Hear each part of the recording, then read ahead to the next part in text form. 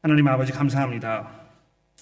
오늘도 요한복음의 말씀을 통해서 제자들에게 남기셨던 이 중대한 말씀을 돌아보면서 우리의 삶이 어느 방향으로 나아가야 되겠는지, 어떤 삶을 살아야 우리가 하나님 앞에 참다운 하나님의 성도로서의 삶을 살게 될 것인지 돌아보기 원합니다. 저희들 도와주셔서 이 말씀으로 깨끗게 되게 하여 주옵소서. 예수 그리스도의 이름으로 간절히 기도합니다. 아멘. 자, 예수께서 금요일 오후 십자가에 못 박혀 죽음 당하시기 전날인 목요일 밤에 마가의 다락방에서 제자들과 마지막 저녁 식사를 나누는 그 자리에서 제자들에게 하신 모든 말씀을 우리가 살펴보고 있는 중에 있습니다. 요한복음 13장 첫머리에 하나님 아버지께서 자기에게 모든 것들을 맡기신 것과 또 자기가 하나님께로 오셨으며 또 하나님께로 돌아갈 것을 아신 예수께서 세상에 있는 사람들을, 자기 있는 사람들을 사랑하시되 끝까지 사랑하셨다, 이렇게 기록해 두었습니다. 그래서 이 13장부터 우리가 이제 17장까지 쭉 살펴보게 되면 이 안에 두 가지 아주 중요한 이슈들이 등장하는 것을 볼 수 있습니다. 반복적으로 이 이슈가 등장하게 되는데요. 자신은 이제 아버지께로 돌아가셔야 하기 때문에 자신을 대신하여 이 세상에 아버지를 증거하게 될 일을 맡게 될 제자들에게 그들이 이제 감당해야 할 일들과 그 일들로 인해서 그들에게 벌어질 그 일들을 아주 상세하게 설명하는 것, 이것이 첫 번째입니다. 그들을 이 세상에 두고 가셔야 하기 때문에 그들을 염려하시면서 그들을 향한 깊은 사랑을 말씀하시고 그들이 염려하지 않도록 위로하고 격려하시는, 이것이 두 번째입니다. 그들이 해야 할 일과 그러나 그 일을 감당하는 데 있어서 필요한 예수의 격려와 사랑이 동시에 다루어지고 있는 것입니다. 이 주보 요약지 1번에 보시면 예수 안에 누리는 특권에 대해서 예수의 제자로서의 핵심으로 이렇게 제가 이제 적어드렸는데, 바로 이런 이유 때문에 이 말씀을 제가 드리려고 하는 것입니다. 제자들이 예수님의 부르심을 받고 그 부르심을 통해서 얼마나 놀라운 특권을 이들이 누리게 되었습니까? 예수께서 그들에게 내 아버지의 집에는 너희들이 거할 곳이 넉넉하게 있을 뿐만이 아니고 내가 그곳을 너희들 위해서 예배하러 간다, 이렇게 얘기하셨습니다. 제자들의 발을 씻으시면서 그들이 이미 온몸이 깨끗해졌다고 하셨는데 곧 일어날 십자가 사건이 가져다 줄 그 놀라운 변화를 미리 예견하시는 그 약속의 말씀이었다는 것입니다. 그들은 예수를 알게 됨으로 하나님 아버지를 보는 놀라운 특권을 누리게 되었을 뿐만이 아니고 예수께서 자신을 대하는 또 다른 대언자이신 성령을 그들에게 보내실 것이라고 약속하셨습니다. 내가 너희를 고아와 같이 내버려 두지 아니하고 너에게로 올 것이라, 이렇게 얘기하신 그것이 바로 이것을 의미하는 것입니다. 비록 예수께서 더 이상 그들과 육신적으로 함께 계시게 되지 않더라도 예수께서 14장 20절에서 이렇게 말씀하지 않습니까? 내가 아버지 안에, 너희가 내 안에, 내가 너희 안에 있게 될 것이라고 약속하셨던 것입니다. 제자들을 향한 예수님의 사랑이 얼마나 깊었는지, 어떻게 그들을 끝까지 사랑하셨는지, 그 증거가 이 본문 말씀에 계속해서 차고 넘쳐 나오고 있는 것입니다. 자, 그런데 동시에 이 예수께서는 엄청난 특권을 부여받은 제자들에게 이제 그들이 감당해야 할 사명의 그 실체와 그 사명을 감당할 때에 겪어야 할 일들에 대해서도 동시에 말씀하기 시작하시는 것입니다. 여러분, 그 14장 12절 말씀해 보시면 내가 진실로 진실로 너희에게 이르노니 나를 믿는 자는 내가 하는 일을 그도 할 것이요 또한 그보다 더 큰 일도 하리니 이는 내가 아버지께로 감이라, 이렇게 얘기하셨는데요. 내가 해온 일보다 더 큰 일도 제자들이 하게 될 것이다, 이렇게 하셨을 때 뭘 염두에 두고 하신 말씀입니까?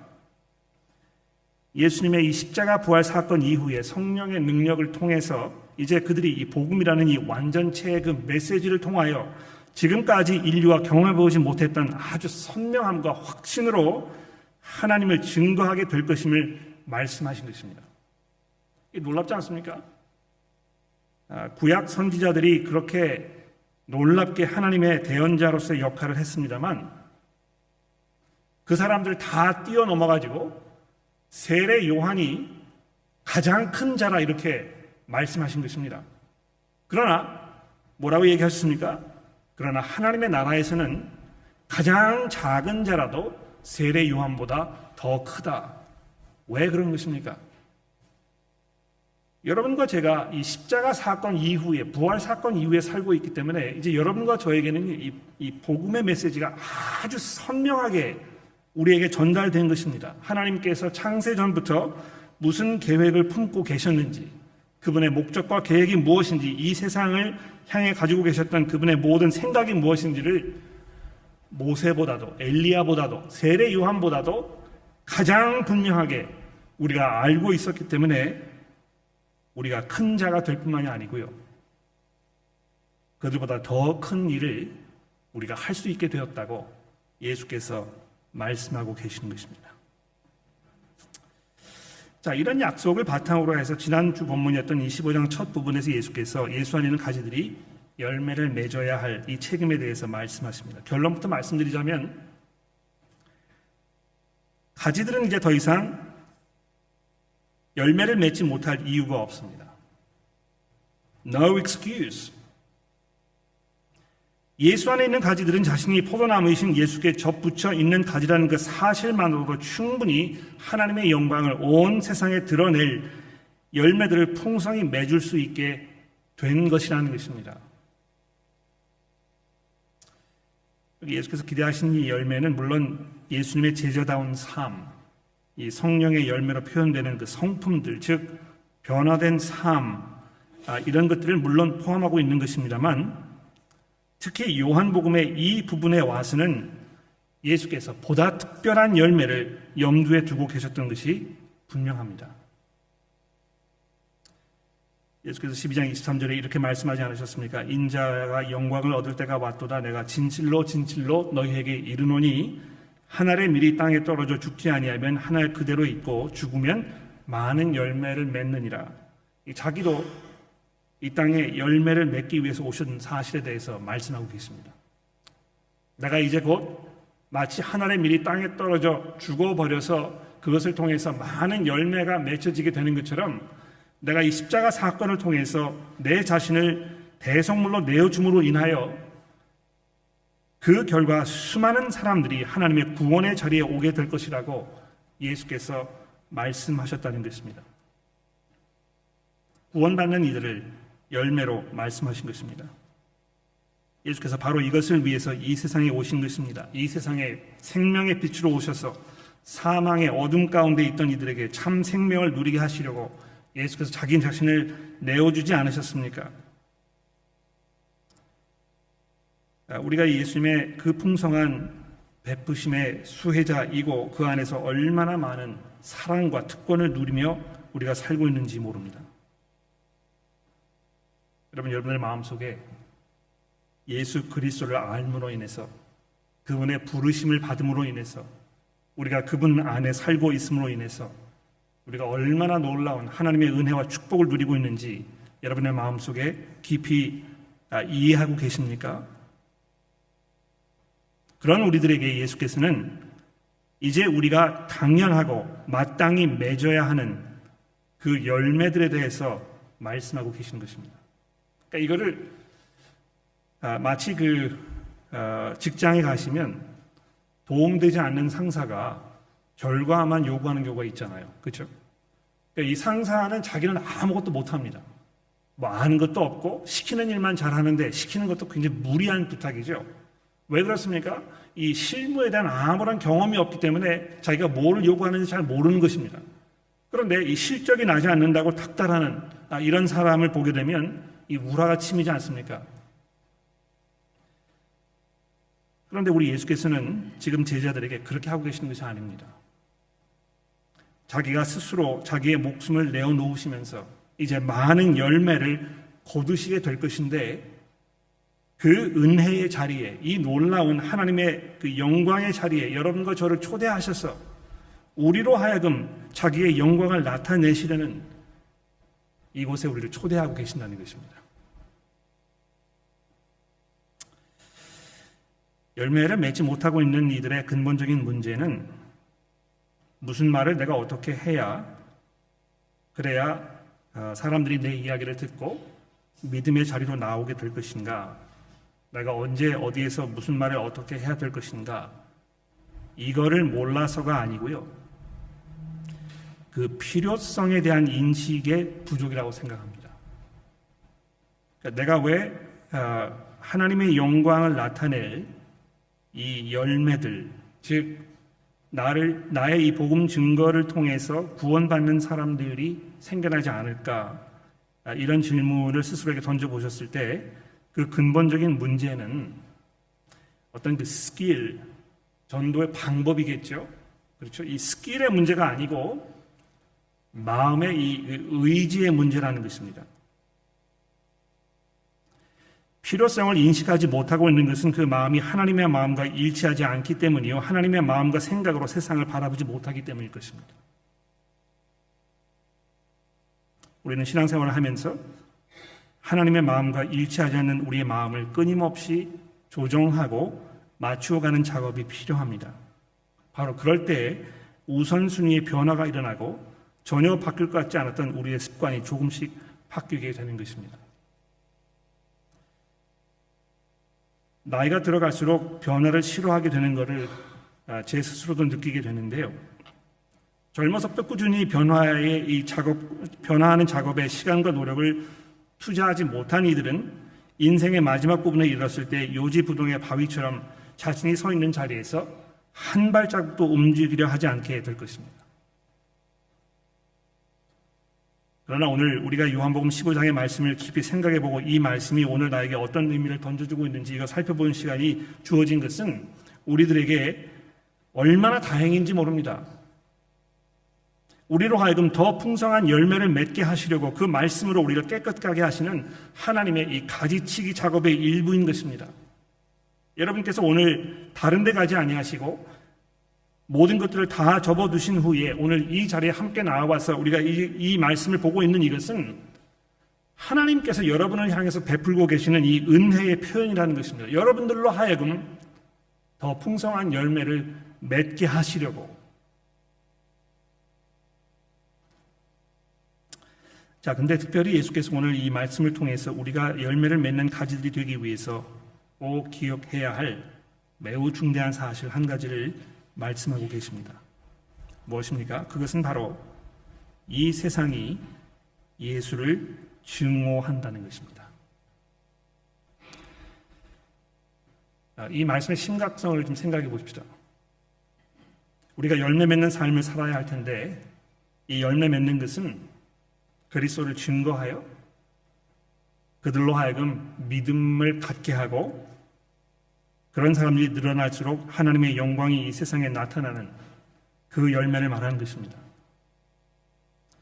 우리가 세상에 나아가서 그리스도를 증거하는 증인으로서의 역할을 해야 될 텐데요. 공교롭게도 우리가 대해야 하는 이 세상이 예수를 환영하는 세상이 아니고 예수를 증오하는 세상이라는 것입니다. 그러니까 그 일이 얼마나 어렵겠습니까? 열매가 잘 맺히지 않습니까? 그럴 수밖에 없습니다. 물론 이 기독교 역사상 하나님의 은혜 가운데에서 한 사람의 힘으로 인해서 수백 명, 수천 명, 수만 명의 사람들이 물밀듯이 이 그리스도의 복음의 은혜 안으로 들어왔던 경험들이 있습니다만 아주 특별한 경우에 불과하다는 것입니다. 내가 10년을 복음을 전하고 20년을 복음을 전해서 한 우물을 정말 파기를 내 생명같이 여겼는데도 불구하고 그 아무런 열매가 맺히지 않는다고 생각되었을 때 왜 그런 것이겠습니까? 우리가 지금 일하고 있는 이 세상은 복음을 환영하는 세상이 아니고 예수를 증오하는 세상이기 때문에 그렇다는 것입니다. 18절 말씀을 보십시오. 세상이 너를 미워하면 너희보다 나를 먼저 미워한 줄을 알라. 근데 여기 이 세상이라고 이렇게 이야기를 하셨을 때 어떤 그 환경을 말하는 것이기보다는 그 안에 살고 있는 사람들을 말하는 것입니다. 예수 안에 있지 않은, 예수님의 말씀 안에 거하지 아니하는, 예수의 제자로 그분을 하나님으로 고백하지 않고 살고 있는 모든 사람들을 지칭하는 말입니다. 어떤 이들은 물론 대놓고 드러내서 예수에 대해서 적대감을 또는 이 적개심을 품고 있는 게 보입니다. 인터넷을 보면 이런 감정을 품고 있는 사람들의 그 모습이 차고 흘러 넘치지 않습니까? 공적인 자리에서 이 모든 기독교적 요소를 제거하려는 운동을 벌이시는 분들도 아마 여기 포함될 것입니다.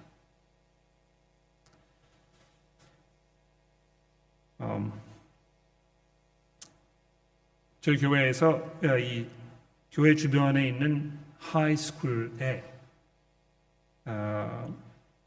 법으로 제정되어 있는 이 성경반, 이거 이제 아주 호주의 독특한, 뉴사우스웨일스의 독특한 그런 그 면인데요. 공립학교에 기독교인들이 들어가서 원하는 학생들에게 복음을 가르칠 수 있는 이것은 아주 오래전에 기독교인들에게 보장되어 있는 기독교인들의 특권입니다. 왜 그런 것이냐면 처음에 이 호주의 사람들이 이제 정착하게 되었을 때 이 공교육을 교회에서 감당했었거든요. 근데 이제 그거를 정부가 대신 하겠다고 하면서 교회와 정부 사이에 이렇게 협상이 있었던 것입니다. 그렇다면 우리가 이거를 넘겨줄 텐데 학교 안에서 복음 전할 수 있는 것을 법으로 명시해달라. 이렇게 해서 우리가 복음 전하는 그 권리를 가지게 된 것입니다. 그런데 시간이 오래 지나고 나서 이러한 그 조치에 대해서 못마땅하게 생각하시는 분들이 얼마나 많이 생겨나는지 모르고요.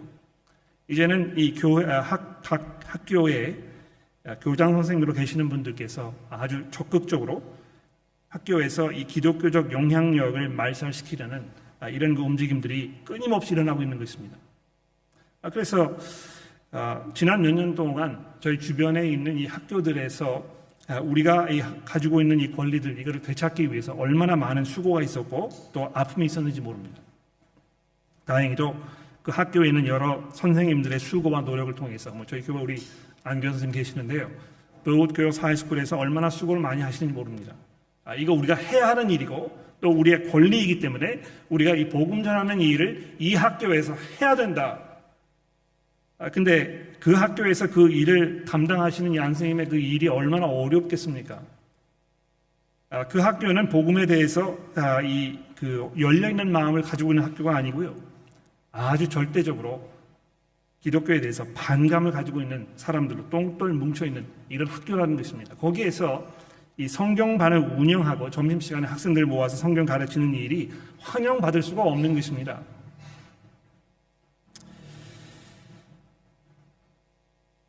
물론 이런 그 자리에서 아주 공적으로 자기의 그 불쾌감을 드러내시는 분들이 주변에 많이 있습니다만 그 정도까지는 아니고 그냥 무관심 내지는 무지 속에 살고 있는 이들은 그럼 어떨까요? 이들이 예수에 대해서 적개심을 품고 있다 이렇게 이야기하는 것은 이거 너무 오버하는 거 아닙니까? 이렇게 생각할지 모르겠습니다. 근데 여러분 이 점에 대해서 예수께서 이미 3장에서 말씀하신 것이 있습니다. 기억나십니까? 정죄는 이것이니 곧 빛이 세상에 왔을 때 사람들이 자기의 행위가 악함으로 빛보다 어두움을 더 사랑한 것이니라. 악을 행하는 자마다 빛을 미워하여 빛으로 오지 아니하나니 이는 그 행위가 드러날까 함이요. 그렇습니다, 여러분. 예수께서 이 땅에 오셨을 때 빛으로 오지 않으셨습니까?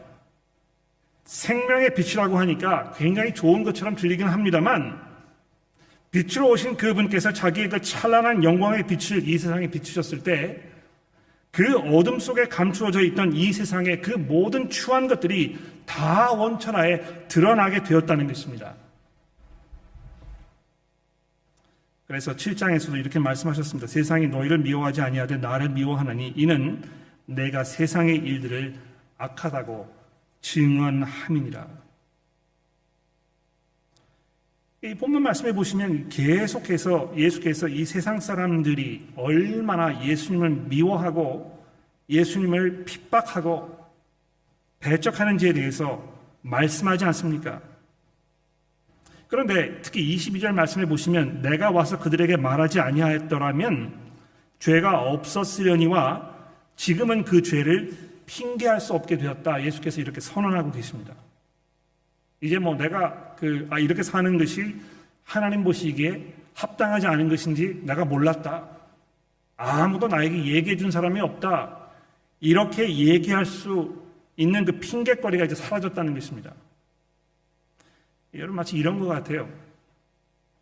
파라마타 로드의 그 스피드 제한 속도가 얼마인지 아시죠? 60km입니다. 그렇죠? 이거는 차를 타고 지나가는 사람들에게 경찰이 매 그 운전사마다 세워가지고 여기는 60km입니다. 제한구역이니까 이 이상 넘어가지 않으면 안 됩니다. 이렇게 얘기해 주지 않습니다. 이거는 그냥 공적인 지시인 것입니다. 모든 사람들이 운전하는 사람이라면 당연히 알고 있어야 할 것이라는 것입니다. 왜냐하면 이것이 공적으로 공개돼서 이 퍼블릭 knowledge가 되었기 때문에. 여기에서 과속을 하다가 경찰에게 붙잡혀가지고 여기가 60km인지 내가 몰랐습니다. 이렇게 핑계를 댈 수가 없다는 것입니다. 예수께서 이 세상에 오심으로 말미암아 그분께서 하나님의 뜻을 이 세상에 공포하심으로 말미암아 하나님께 영광을 드리는 삶이 무엇인지를 그분께서 우리에게 보여주심으로 말미암아 이제는 그 아무도 하나님 앞에 나아가서 내가 이걸 몰랐습니다. 이렇게 얘기할 수가 없게 되었다는 것입니다. 그러나 바로 그런 이유 때문에 이 세상 사람들이 예수를 증오하고 예수를 미워하고 예수를 반기지 아니하고 예수에 대한 모든 메시지를 말살하려고 발버둥치고 있는 것입니다.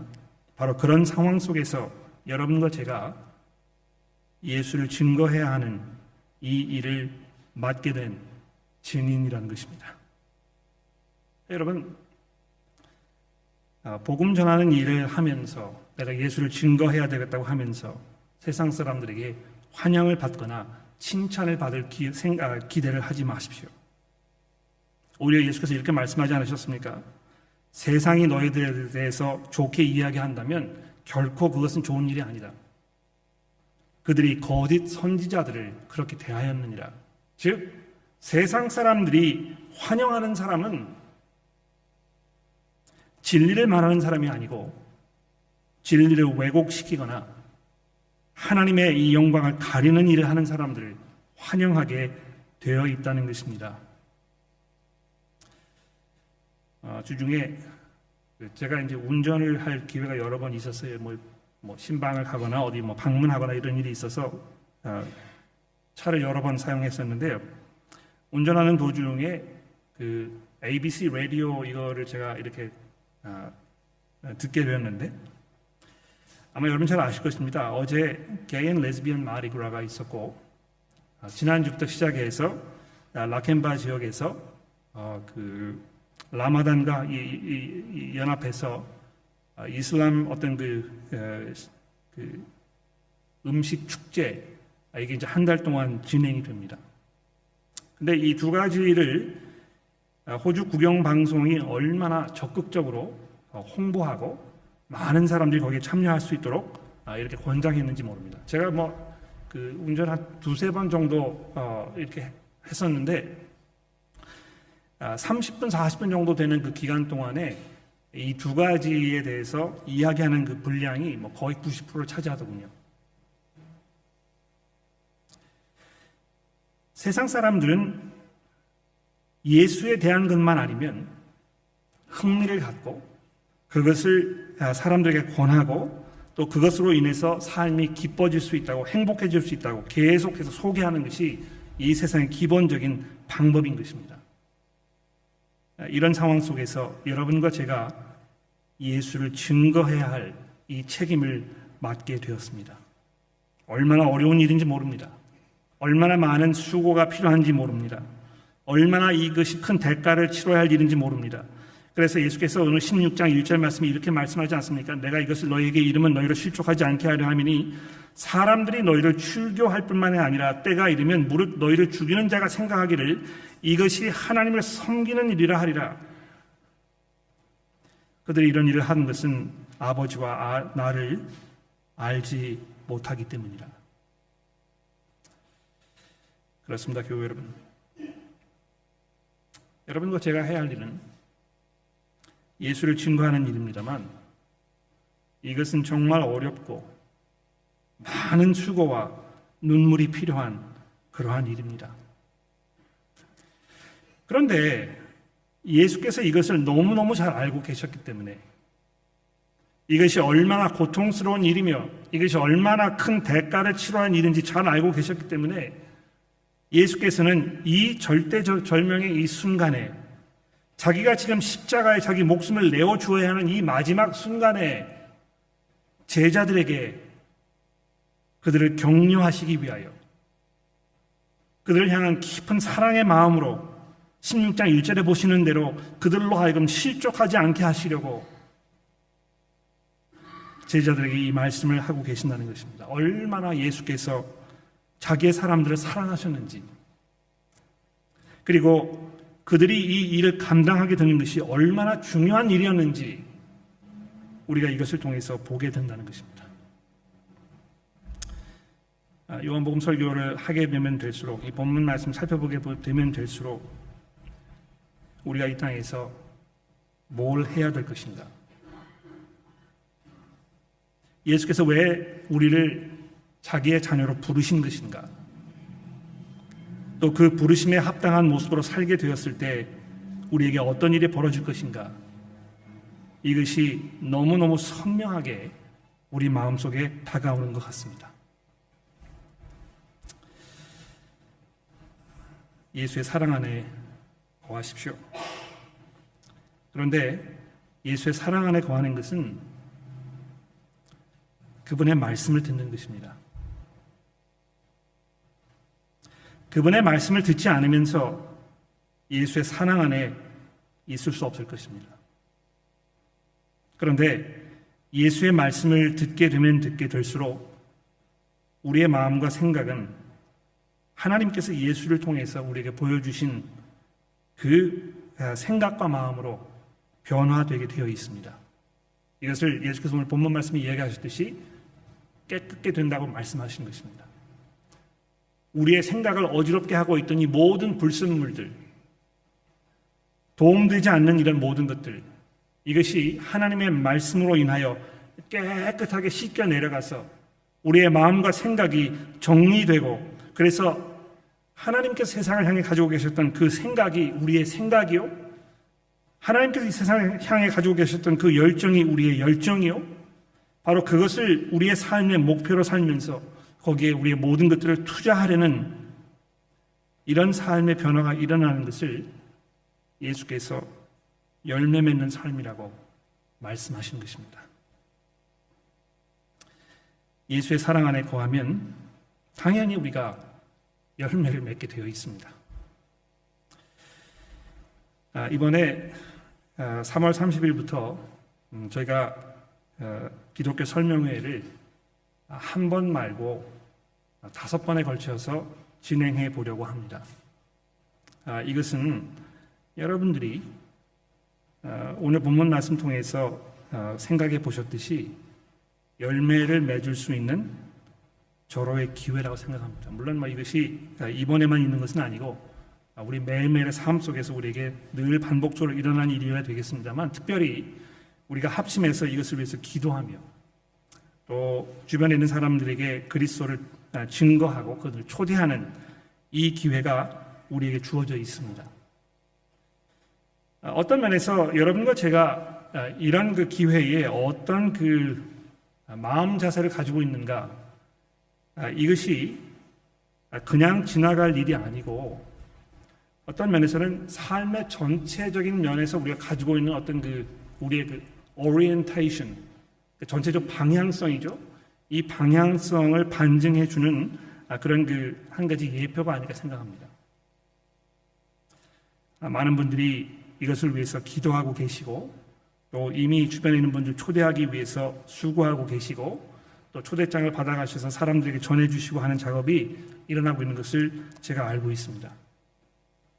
제가 기도하는 것은 이것이 그저 몇몇 교우분들에게만 국한되지 아니하고 우리 온 교우들이 함께 힘써 기도하며 동참하며 이 일을 위해서 우리의 모든 것들을 쏟아붓는 그런 일들이 우리 가운데 분명히 일어나게 되기를 제가 기도해 봅니다. 예수께서 우리에게 말씀하시기를 세상 사람들이 너희를 미워하였지만 그것은 너희보다 나를 먼저 미워한 것이라는 이 말씀을 우리가 기억하면서 우리의 이 초대를 거부하는 사람들의 그 눈빛과 또 그들의 그 말, 이런 것들에 대한 두려움을 우리가 넘어서서 예수 그리스도를 그분들에게 권할 수 있게 되기를 간절히 기도합니다. 기도하겠습니다. 하나님 아버지, 우리가 얼마나 어려운 시대에 살고 있는지 돌아봅니다. 예수를 우리 삶의 구주로 고백하는 것이 그저 나만의 개인적인 일이 아니고 이 세상에서 이것이 얼마나 많은 대가를 치러야 하는 일인지, 얼마나 엄청나게 위험한 일인지 우리가 다시 한번 생각해 보게 됩니다. 하나님, 저희가 간절히 기도하는 것은 하나님의 말씀으로 저희들의 마음과 생각을 정리시켜 주시고 또 깨끗하게 해 주셔서 하나님의 눈으로 세상을 바라볼 수 있게 하시며 또 하나님의 마음으로 이 세상을 사랑하게 하시며 마치 예수께서 온 힘과 열정을 다하여 하나님의 영광을 드러내시기 위해서 주저하지 않으셨던 것처럼 저희들도 우리 주님의 모습을 따라가도록 저희를 도와주옵소서. 하나님, 특별히 이번 이 기독교 설명회를 통해서 우리 주변에 복음을 들어야 할 분들에게 복음이 소개되는 놀라운 일들이 있게 하시고 하나님의 뜻과 계획이 계시다면 그 이야기를 들으신 분들 중에 복음의 밝은 빛으로 들어오시는 분들이 있어지도록 하나님께서 은혜를 베풀어 주옵소서. 예수 그리스도의 이름으로 간절히 기도합니다.